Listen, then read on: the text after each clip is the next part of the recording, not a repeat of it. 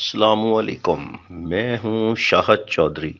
آپ دیکھ رہے ہیں BBC Urdu HD۔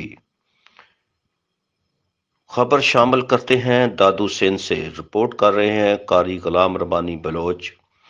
SEPCO chief سعید احمد ڈاوچ بھی بجلی چور نکلا۔ سیپکو چیف سعید احمد ڈاوچ کے بھائی ڈاکٹر جوید ڈاوچ کے گھر اور کلینک پر 2 ٹرانسفارم سے 4 غیر قانونی کنڈا کنیکشن کی بھرمار۔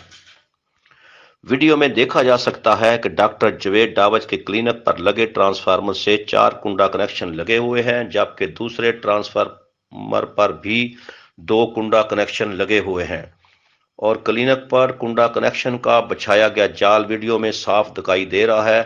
دوسری جانب دڑو روڈ پر SDO فاروق کبور کے گھر پر بھی 4 کنڈا کنیکشن لگے ہوئے ہیں۔ شہریوں کا کہنا ہے کہ سیپکو انتظامیہ کے افسران بھی اگر بجلی کی چوری کرنے میں مصروف ہو جائیں تو عوام کو انصاف کون دے گا، اور عوام سے آپ کیا توقع رکھتے ہیں؟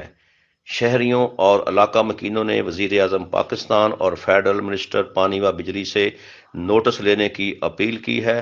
مزید اپ ڈیٹ اور خبروں کے لیے ہمارے ساتھ رہیے۔